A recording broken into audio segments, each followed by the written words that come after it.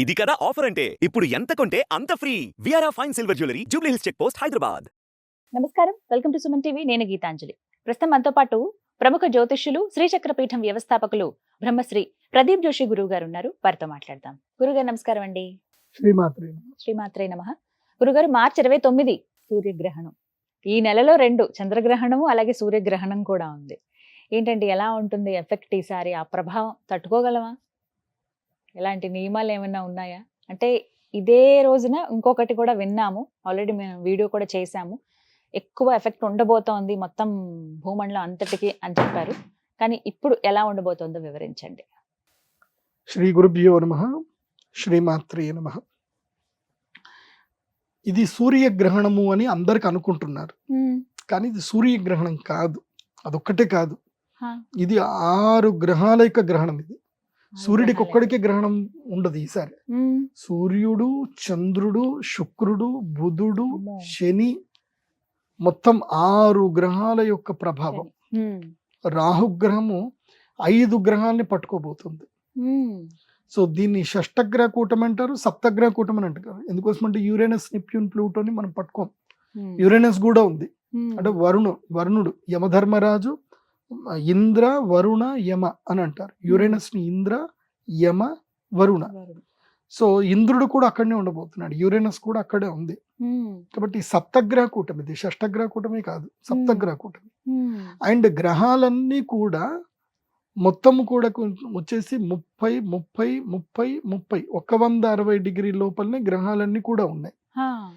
ఇది ఏమిటంటే కనుక 2 నెలల కాలము కాలసర్పదోషం రాబోతుంది.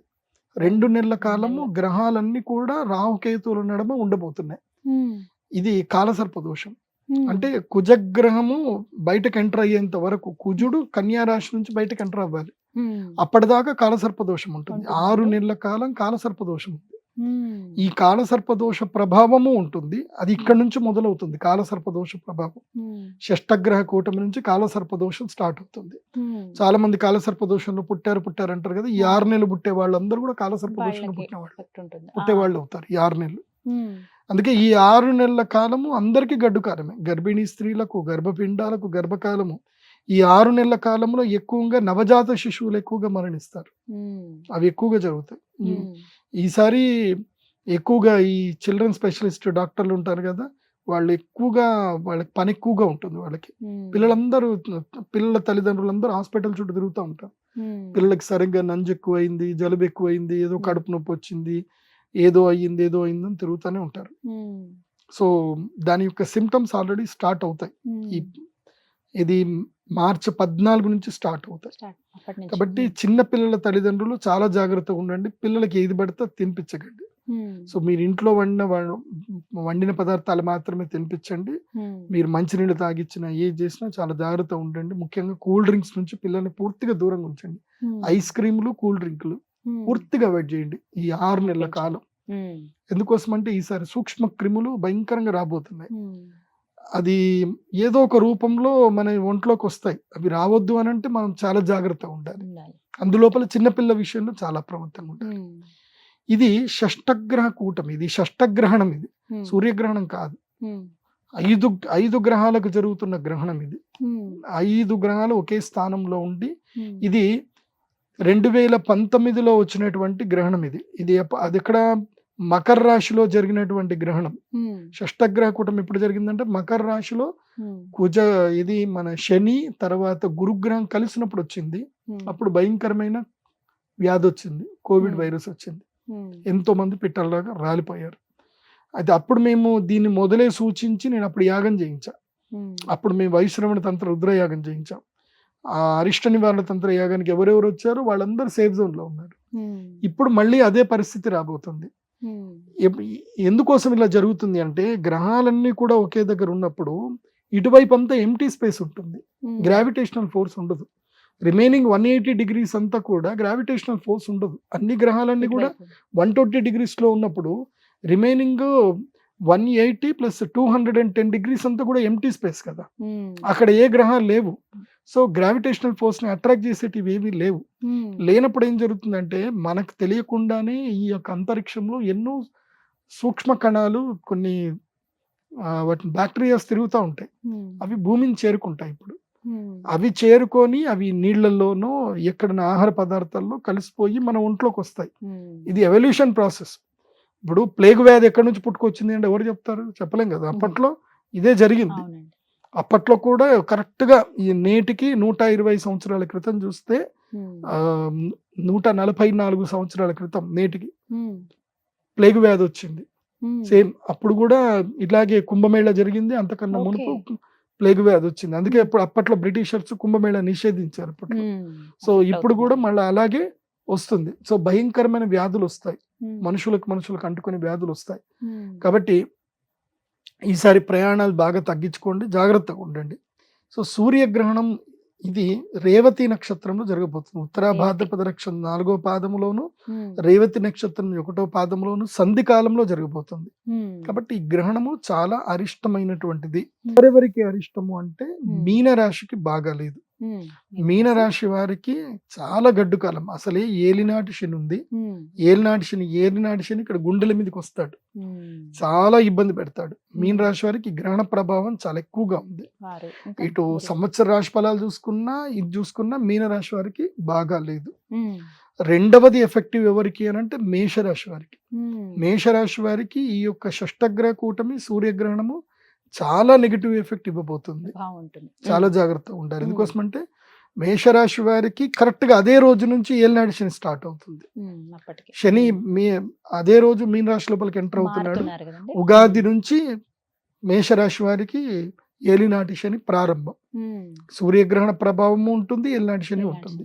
ఉమ్, కాబట్టి మీనరాశి మేషరాశి వారికి ఈ గ్రహణము గడ్డు కాలం. ఉమ్, తర్వాత సింహరాశి వారికి ఇది అష్టమ స్థానంలో జరుగుతుంది. కాబట్టి Hmm. సింహరాశిలో ఉన్నటువంటి వారికి ముఖ్యంగా సింహరాశిలో పుట్టినటువంటి నవజాత శిశువులు ఎవరైతే గనక 5 సంవత్సరాల లోపల ఉన్నటువంటి శిశువులందరికీ కూడా ఇది గ్రహణము గడ్డు కాలం. ఉమ్, ఇది ప్రాణాంతకమైనటువంటి వ్యాధుల్ని తీసుకొస్తుంది, ఏదో ఒక సమస్యను సృష్టిస్తుంది. ఉమ్, కాబట్టి సింహరాశి వారికి ఇది మంచి సమయం కాదు. ఉమ్, తర్వాత ధనుసు రాశి వారికి 4వ స్థానంలో గ్రహణం జరగబోతుంది. కాబట్టి ధనుసు రాశి వారికి గృహత్యాగం జరుగుతుంది, ఇల్లు అమ్ముకునే పరిస్థితులు వస్తాయి. ఉమ్, తర్వాత అప్పుల పాలవుతారు. తర్వాత తల్లికి అనారోగ్యం జరుగుతుంది. సో వాళ్ళకి సుఖం నశిస్తుంది ధనుసు రాశి వారికి. ఉమ్, ఇలా ధనుసు రాశి వారికి కూడా అరిష్టం. కాబట్టి ఈ షష్టగ్రహ కూటమి సూర్యగ్రహణ ప్రభావం వలన ఉమ్, 4 రాశులకి మంచిగా లేదు. ఉమ్, ఆ 4 రాశుల్లో మెయిన్గా అత్యంత ప్రభావం ఉన్నటువంటి రాశులు 2: మీనరాశి, మేషరాశి. మేషం అండి. ఉమ్, తర్వాత సింహరాశికి ధనుసు రాశికి ప్రభావం ఉంటుంది, కానీ 2 నెలల వరకే ఉంటుంది. ఉమ్, మే 25వ తారీఖు వరకే ఉంటుంది. మే 25వ తారీఖు తర్వాత ప్రభావం తగ్గిపోతుంది. ఉమ్, ఎందుకోసం అంటే గురుగ్రహము మారుతున్నాడు కాబట్టి గురువు. వాళ్ళకి గురు అనుగ్రహంతో వాళ్ళకి నష్టాలేమి ఉండవు. ఈ 2 నెలల కాలం మాత్రం గడ్డు కాలం. ఉమ్, మే 14వ తారీఖు వరకు మాత్రం 14, 15వ తారీఖు అంటే గురుగ్రహము మిథున రాశి లోపలికి ఎంటర్ అయ్యేంత వరకు సింహ ధనుసు రాశి వారికి గడ్డు కాలం. కాబట్టి ఈ మధ్య కాలంలో సింహ ధనుసు రాశి వారు అప్పులు చేయడం కానీ ఎటు దూర ప్రయాణాలు చేయడం కానీ ఏం చేయకుండా ఉంటే మంచిది. ఉమ్, ఈ 4 రాష్ట్రాల వాళ్ళకి నెగిటివ్. ఉమ్, తర్వాత ఈ యొక్క గ్రహణం వల్ల, సూర్యగ్రహణం వల్ల, ఉమ్, ఈ షష్టగ్రహ కూటం వల్ల బెనిఫిటెడ్ కూడా ఉంది. లాభం 4 కూడా రాష్ట్రాలకి బెనిఫిట్స్ ఉంటాయి. ఆ, ఆ 4 రాశుల్లో అద్భుతంగా నంబర్ 1 పొజిషన్లో లాభం పొందేది ఎవరికి అంటే వృషభ రాశి వారికి. ఉమ్, వృషభ రాశి వారికి లక్ బిగినింగ్ అవుతుంది. గ్రహణం అయిన నెక్స్ట్ డే నుంచి లక్ బిగినింగ్ అవుతుంది. ఉమ్, ఇంకా వాళ్ళకి పట్టిందల్లా బంగారం ఉమ్, బాగుంటుంది. ఉమ్, మే 15వ తారీఖు దాటింది, ఉమ్, జూపిటర్ ట్రాన్సిట్ అయింది, గురుగ్రహం మిథున రాశి లోపలికి ఎంటర్ అయ్యాడు. ఉమ్, సో ఇంకా వాళ్ళకి అన్ని రకాలుగా బాగుంటుంది. అంటే 100కి 78%, 70% ఇంకా లక్ ఉంటుంది వాళ్ళకి. ఓ, ఉమ్, ఎవరికి? వృషభ రాశి వారికి. ఉమ్, దిస్ లక్ టైం వృషభ రాశి వారికి. బాగుంటుంది. అందుకే వృషభ రాశి వారికి నేను సజెస్ట్ చేసేది ఏంటంటే అక్షయ తృతీయ రోజున మహాలక్ష్మి యాగం చేసుకోండి. మీ అదృష్టం మీకు వచ్చే దగ్గర ఇంకా అమ్మ అనుగ్రహంతో అన్ని వచ్చేస్తాయి. ఎప్పుడుందండి? మేలోనా? ఏప్రిల్ 30వ తారీఖు అక్షయ Last. తృతీయ. ఉమ్, అక్షయ తృతీయ రోజు మహాలక్ష్మి యాగం చేసుకోవాలి. ఎవరు? వృషభ రాశి వారు. ఉమ్, వాళ్ళు మహాలక్ష్మి యాగం అస్సలు మిస్ చేసుకోవద్దు. ఉమ్, ఎందుకోసం అంటే వాళ్ళకి 30 ఏళ్ల తర్వాత ఉమ్, 2.5 సంవత్సరాలు శనిగ్రహం అనుగ్రహించబోతున్నాడు. 30 ఏళ్ల తర్వాత, ఉమ్, 12 ఏళ్ల తర్వాత ద్వితీయ స్థానం లోపలి గురువు వస్తున్నాడు. ఉమ్, అంటే ఈ సంవత్సరమున్నర వాళ్ళకి లక్కీయెస్ట్ టైం. ఉమ్, ఎప్పుడు సంవత్సరంన్నర కూడా కాదు, మెయిన్గా చెప్పాలంటే మే 15వ తారీఖు నుంచి అక్టోబర్ 15వ తారీఖు వరకు, మళ్ళీ ఆ డిసెంబర్ 15వ తారీఖు నుంచి ఇయర్ ఎండింగ్ వరకు వృషభ రాశి వారికి లక్కీయెస్ట్ టైం. దీన్ని మిస్ చేసుకోవద్దు వృషభ రాశి వారు. కాబట్టి అందుకే మహాలక్ష్మి యాగం తప్పకుండా చేసుకొని కుబేర యంత్రం ఇంట్లో పెట్టుకోండి, అమ్మ అనుగ్రహాన్ని పొందండి. తర్వాత ఈ ఈ ఎవరైతే మేషరాశి, మీనరాశి వీళ్ళకైతే నేను చెప్తున్నది ఏంటంటే మీరు అరిష్ట నివారణ తంత్ర యాగం చేయించుకోవాలి తప్పకుండా. ఈ గ్రహణ సమయంలో శ్రీచక్ర పీఠంలో యాగం జరుగుతుంది. ఈ యాగానికి మేషరాశి, మీనరాశి 100% అటెండ్ అవ్వాల్సిందే. అయ్యి వాళ్ళకి కృష్ణ స్ఫటిక మాల ఇస్తాను. ఈ కృష్ణ స్ఫటిక మాల మెడలో వేసుకోండి. మీకు అరిష్టాలు రాకుండా మీరు సేఫ్ జోన్లో ఉంటారు. ఇంకొక రాశి ఏమిటంటే కనుక మిథున రాశి. ఈ మిథున రాశి వారి పరిస్థితి ఏంటంటే అసలు వీళ్ళకి గ్రహస్థితులు ఏవి బాగలేవు. వీళ్ళకి ఈ సంవత్సరము గడ్డు కాలం ఎవరికి అని అంటే మీనరాశి, మేషరాశి తర్వాత ఉండే స్థానము మిథున రాశి. నంబర్ 10 పొజిషన్లో వాళ్ళే ఉన్నారు. 12th పొజిషన్లో మీనం ఉంటే, 11th పొజిషన్లో మేషం ఉంటే, 10th పొజిషన్లో మిథున రాశి ఉన్నారు. కానీ వీళ్ళకి గ్రహణం ఏం చేస్తుందంటే ఒక చిన్న జాక్పాట్ లైన్ ఇస్తుంది. 45 డేస్ మాత్రమే. ఇది మార్చి 29వ తారీఖు నుంచి మే 15వ తారీఖు వరకు మాత్రమే వీళ్ళకి ఈ గ్రహణ ప్రభావం వల్ల లక్ ఉంటుంది, కలిసి వస్తుంది. ఇంత లోపలనే వీళ్ళు ఏం చేసుకున్నా వీళ్ళకి బాగుంటుంది. అది కూడా అరిష్ట నివారణ తంత్ర యాగం చేయించుకొని అమ్మ అనుగ్రహాన్ని తీసుకొని వెళితే బాగుంటుంది. లేదంటే ఏప్రిల్ 30వ తారీఖు శ్రీ మహాలక్ష్మి యాగం చేసుకొని ముందుకెళ్ళినా బాగుంటుంది. కానీ మే 15వ తారీఖు తర్వాత మాత్రం వీళ్ళకి 2 గ్రహాలు బాగా ఉండవు, ఇంకా ఏ గ్రహాలు బాగా ఉండవు. సో మిథున రాశి వారికి కొంచెం లక్ పర్వాలేదు ఆ టైం వరకు. దాని తర్వాత నెక్స్ట్ వచ్చేసి తులారాశి. వీళ్ళకి అబ్సల్యూట్లీ వండర్ఫుల్ టైం. ఇంకా తులారాశి వీళ్ళకి ఈ గ్రహణం స్టార్ట్ అయిన తర్వాత లక్ లో నంబర్ 1 పొజిషన్ లో వృషభ రాశి ఉంటే, నంబర్ 2 పొజిషన్ లో తులారాశి వాళ్ళు. వీళ్ళకి ఇది ఉగాది పంచాంగ శ్రవణం కూడా అనుకోండి. ఇంకా ఇది ఉగాది మొత్తానికి కూడా చెప్తున్నాను. ఇది వీళ్ళకి ఈ గ్రహణం తర్వాత ఎవరికి తులారాశి వాళ్ళకి ఈ గ్రహణం అయిన తర్వాత వీళ్ళకి లక్ స్టార్ట్ అవుతుంది. ముఖ్యంగా శత్రుబాధలు, రుణ బాధలు అన్ని తీరిపోతాయి.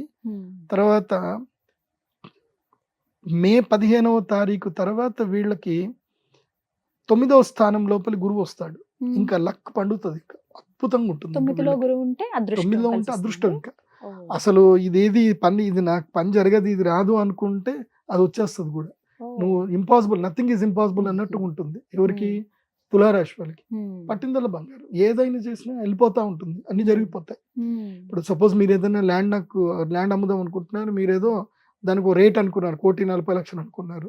తులారాశి వాళ్ళు వచ్చి 1,20,00,000 ఇచ్చేయండి అని అడిగితే ఒప్పేసుకుంటారు కూడా మీరు. అలా జరిగిపోతుంది. సో అట్లా డీల్స్ తొందరగా కుదిరిపోతాయి అన్నమాట. కాబట్టి తులారాశి వాళ్ళకి లక్కీయెస్ట్ టైం. కాకపోతే ఏమంటాను అంటే తులారాశి వాళ్ళు మీరు అక్షయ తృతీయకి శ్రీ మహాలక్ష్మి యాగం పక్కా చేసుకోండి. లక్ రావాలి అని అమ్మ అనుగ్రహం కావాలి కదా.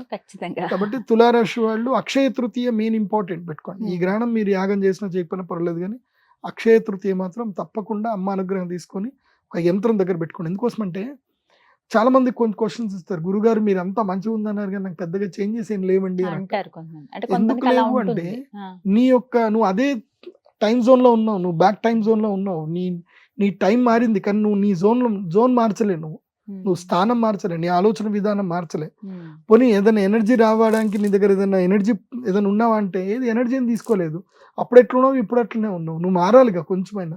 ఒక అమ్మవారి యంత్రమో ఏదో ఒకటి పవర్ పెట్టుకుంటే ఆ నెగిటివ్స్ ఏమైనా ఉంటే పోవాలి కదా. ఇప్పుడు ఎవడైనా నీకు ఇంట్లో డబ్బులు తెచ్చేయాలంటే నువ్వు డోర్ ఓపెన్ చేయాలి కదా. డోర్ ఓపెన్ చేయకపోతే దురదృష్టం అనే డోర్ వేసుకొని ఉంటే జరగదు కదా. సో అది పోవాలంటే అమ్మ అనుగ్రహం కావాలి. తులారాశి వారికి అది కావాల్సింది. తర్వాత వచ్చేసి రాశి మకర రాశి. ఈ మకర రాశి వాళ్ళు ఏంటంటే ఈ సంవత్సరము టాప్ నంబర్ 1, 2, 3 పొజిషన్ లో వీళ్ళు వచ్చేసి 3rd పొజిషన్ లో ఉన్నారు. ఎవరు? మకర రాశి. టాప్ 1 to 3rd పొజిషన్ లో ఉన్నారు. వీళ్ళకి ఏంటంటే ఈ గ్రహణం అయిన తర్వాత మంచి టైం స్టార్ట్ అవుతుంది, మనోభిష్టాలు నెరవేరుతాయి. మస్తు సూపర్ ఉంది. మకర రాశి వాళ్ళకి బాగుంది. ఏళ్ళనాటి శని అయిపోయింది, ఇంకా శని వదిలేస్తాడు, కంప్లీట్ అయిపోతుంది. శని వదిలేశాడు అంటే అనుగ్రహిస్తాడు కూడా. 7.5 సంవత్సరాలు ఏడిపించాడు కదా, 2.5 సంవత్సరాలు అనుగ్రహిస్తాడు శని. కానీ కాబట్టి వక్రగతి ఉంది మళ్ళీ రివర్స్ వస్తాడు అని ఏం చెప్పి కాదు, ఇక్కడ. దానికి ఏం పెద్ద ఇబ్బంది ఏం అవునా? కాదు. ఉమ్, వక్రగతి ఉన్నా దానికి ఇబ్బంది ఏం కాదు. ఉమ్, కాబట్టి శని ఎంత వక్రగతిలో ఉన్నా ఒక్కసారి ఏలినాటి శని వదిలిన తర్వాత మళ్ళీ మళ్ళీ రాడు, అంత ఎఫెక్ట్ ఇబ్బంది ఉండదు. కదా, అంత ఎఫెక్ట్. ఏ విషయంలో బాగా కలిసి వస్తుందండి మకర రాశి ముఖ్యంగా వారికి? ఏదన్నా స్టార్ట్అప్ చేయాలి అనుకున్నా, ఉమ్, ఇంకోటి ఏంటంటే అన్నదమ్ములు విడిపోతేనే మంచిది అప్పుడప్పుడు.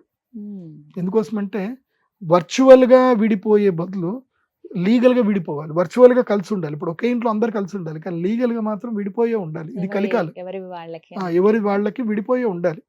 సో మ్యూచువల్ కన్సెంట్ డీడీ చేసుకోవడం కానీ, పార్టీషన్ డీడీ చేసుకోవడానికి కానీ, ఇప్పుడు మంచిగా మాట్లాడుకున్నప్పుడు విడిపోతే మంచిది. అన్నదమ్ములు కొట్లాడి విడిపోతారు అనుకోండి, అది ఎట్లా విడిపోవడం జరుగుతుంది, కానీ మళ్ళీ కలుసుకోలేరు.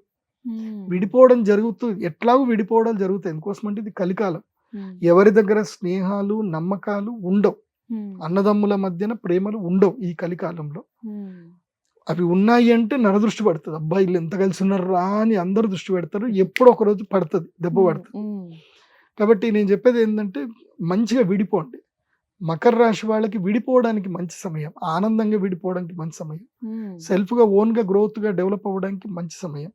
కానీ ఆస్తులు అమ్మకూడదు. మకర రాశి వాళ్ళు ఈ సంవత్సరం ఆస్తి అమ్మకూడదు. వ్యాపారాలు ఏమైనా చేసుకోవచ్చు. ఎందుకోసం అంటే వీళ్ళకి మంచిగా 5వ ఇంట్లో గురువు వస్తున్నాడు, మంచి లాభదాయకంగా ఉంది. తర్వాత 7వ ఇంట్లో గురువు వస్తాడు, మంచిగా ఉంది. మకర రాశి వాళ్ళకి బాగుంది. కాబట్టి మకర రాశి వాళ్ళకి నేను చెప్పేది ఏంటంటే శనిగ్రహం యొక్క అనుగ్రహం మంచిగా ఉంది. శనిగ్రహం యొక్క అనుగ్రహం వల్ల ఇది ఈ 45 డేస్ గ్రహణం తర్వాత 45 డేస్ మకర రాశి వాళ్ళు నంబర్ 1 పొజిషన్ లో ఉంటారు, లక్ పొజిషన్ లో ఉంటారు. మే 15వ తారీఖు తర్వాత వాళ్ళు 3rd or 4th పొజిషన్ కి వచ్చేస్తారు. కాబట్టి మకర రాశి వాళ్ళకి నేను చెప్పేది ఏంటంటే మీరు అరిష్ట నివారణ తంత్ర యాగం చేసుకోండి. చేసుకుంటే అమ్మ అనుగ్రహం కలుగుతుంది. యాగం చేసుకుంటే పర్లేదు, లేదంటే ఈ మాల మీరు మెడలో వేసుకున్నా సరిపోతుంది. లక్ మీకు బాగుంటుంది.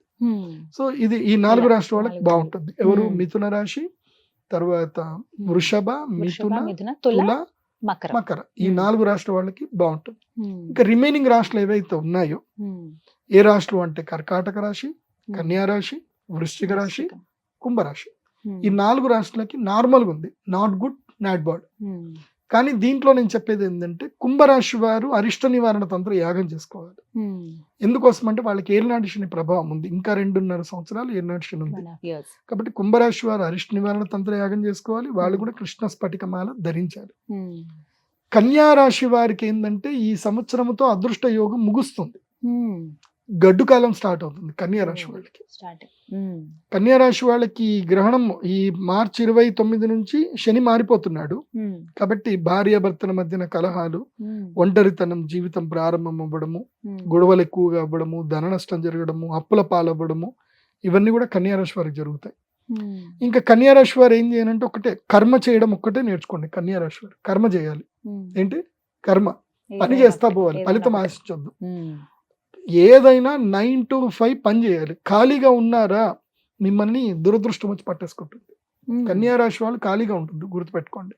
ఈ సంవత్సరం 2025లో కన్యా రాశి వారు ఎంత కష్టపడితే వాళ్ళకి అంత మంచిది, లేదంటే ఏదో ఒకటి పట్టేసుకుంటుంది. అండ్ కన్యా రాశి వారు ఇల్లు కొనుక్కోవడము, అప్పుల పాలైతే మంచిది. ఏది? Lowest interest 9.5% interest, bank interest కన్నా ఇంకెక్కువగా ఇంట్రెస్ట్ కట్టవద్దు. మాక్సిమం 80 పైసల కన్నా ఎక్కువ వడ్డీ లేకుండానే అప్పుల పాలు అవ్వండి, లేదంటే మీరు 3 రూపాయల వడ్డీ అవ్వాల్సి వస్తుంది. కాబట్టి ఆస్తులు అమ్ముకోవాలని పరిస్థితి వస్తాయి, చాలా జాగ్రత్తగా ఉండండి కన్యా రాశి. సో తర్వాత వచ్చి కర్కాటక రాశి. కర్కాటక రాశి వారు జిద్దు మానండి. ఏంటి? జిద్దు. వీళ్ళు విపరీతంగా జిద్దు ఉంటారు, ముఖ్యంగా పుష్యమ నక్షత్రం. వీళ్ళు ఎక్కడ లేని సమస్యలు తీసుకొచ్చి నెత్తి మీద పెట్టుకుంటారు. జిద్దు మానండి, చెప్పుడు మాటలు వినడం మానండి, చెవులు మూసుకోండి. కర్కాటక రాశి వారు ఈ సంవత్సరం మొత్తం చెవులు మూసుకోండి, పని చేయండి. అండ్ పగ ప్రతీకారాలు అన్ని వదిలేయండి. పగాలు ప్రతీకారాలు పెట్టుకుంటే కర్కాటక రాశి వారికి అస్సలు మంచిది కాదు. ఆపర్చునిటీస్ అయితే వస్తాయి కర్కాటక రాశి వారికి, ముఖ్యంగా విదేశీ యోగాలు వస్తాయి, ఆపర్చునిటీస్ వస్తాయి. ఏది ఆఫీస్ వచ్చినా ఎస్ చెప్పండి. కర్కాటక రాశి వారు ఈ సంవత్సరం నో చెప్పకండి, దేనికి నో చెప్పకండి, అన్నిటికీ ఎస్ చెప్పడం నేర్చుకోండి కర్కాటక రాశి వారు. ఇక వృశ్చిక రాశి అంటారా? వృశ్చిక రాశి వారికి ఈ సంవత్సరం ఎక్కువగా యోగా ప్రాక్టీస్ చేయండి, తీర్థయాత్రలు ఎక్కువగా తిరగండి. ఎందుకోసం అంటే వృశ్చిక రాశి వారికి ఆరోగ్య సమస్యలు ఎక్కువగా వస్తాయి. ఆరోగ్యం బాగా ఉండదు వృశ్చిక రాశి వారికి. ముఖ్యంగా పిల్లలతోటి తిట్లు ఎక్కువగా తింటారు. వృశ్చిక రాశి ముసలోళ్ళు ఎవరైనా ఉంటే మీరు వీలునామాలు రాసి పెట్టేసుకోండి. మీ పిల్లలకి మీ వీలునామా రాసినట్టు కూడా చెప్పకండి. తిట్లు ఎక్కువగా తింటారు కాబట్టి. ఇంకోటి, ఆస్తి ఎవరి పేరు మీద రాయకండి. ఆస్తులు కాపాడుకోండి వృశ్చిక రాశి వారు. ముఖ్యంగా పిల్లల కోసమని వాళ్ళకి ఆస్తులు రాసి చేస్తే కోడళ్లతోటి తిట్లు తినాల్సి వస్తుంది. కొడుకు కూడా ఏమనకుండా నోరు మూసుకొని కూర్చోవలసి వస్తుంది. అలాంటి పరిస్థితులు వస్తాయి వృశ్చిక రాశి వారికి. వృశ్చిక రాశి వారికి ఎవరైతే వయసు పైబడ్డ వాళ్ళు ఉన్నారో వాళ్ళ గడ్డు కాలం ఇప్పుడు. అది బాగా ఆలోచించుకోవాలి. సో ఇది గ్రహణ ప్రభావము ప్లస్ ఈ సంవత్సరం రాశి ఫలాలు కూడా చెప్పేశాను. అందుకే ఎందుకోసం అంటే ఈసారి గ్రహణము ఉగాదితో వస్తుంది. స్టార్టింగ్ కరెక్ట్ గా 30వ తారీఖు ఉగాది కదండి. సో 29 గ్రహణము, నెక్స్ట్ డే ఉగాది. కాబట్టి నేను చెప్పేది ఏంటంటే అందరూ మా శ్రీచక్ర పీఠం రండి. గ్రహణము రోజున మధ్యాహ్నం పూట మార్చి 29వ తారీఖు మధ్యాహ్నం 2 గంటల నుంచి సాయంత్రం 6 గంటల వరకు యాగం ఉంటుంది.